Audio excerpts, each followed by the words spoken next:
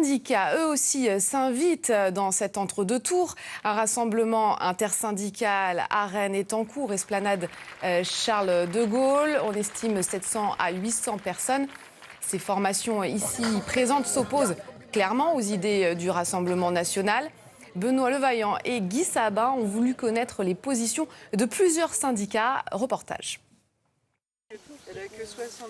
C'est une prise de parole rare pour ce syndicat agricole.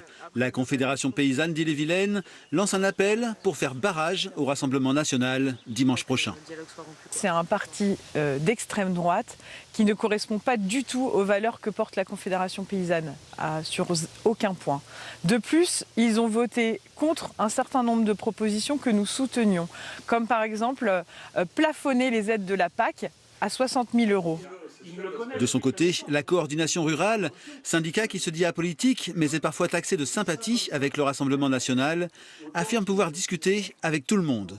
L'important, dit sa présidente, c'est que l'agriculture française soit défendue. Les agriculteurs pèsent tellement peu, c'est 1 million de votants sur 48 millions d'électeurs au niveau national. Donc, bien entendu, on pèse peu, mais dans tous les cas, on saura se faire entendre ou en tout cas réentendre si ça ne bouge pas. Le syndicat FO ne donne pas non plus de consigne de vote, mais il ne cache pas sa priorité. Selon lui, le RN est un danger pour les travailleurs. Tranquille. Sans un État démocratique, il ne peut pas y avoir de syndicats, il ne peut pas y avoir de liberté, il ne peut pas y avoir de droits pour les travailleurs. Et tout le reste n'est qu'imposture. Et c'est ça que nous voulons dire fortement. Pour le reste, chacun assumera ses responsabilités en tant que citoyen et on n'a pas de crainte là-dessus. Éric Chalambelval est président du MEDEF d'Ille-et-Vilaine. Son organisation va-t-elle soutenir une liste en particulier ? Il préfère botter en touche. Aujourd'hui, on ne se positionnera pas clairement sur la politique. En revanche, nous regardons très en détail les propositions économiques et c'est là où on a notre légitimité.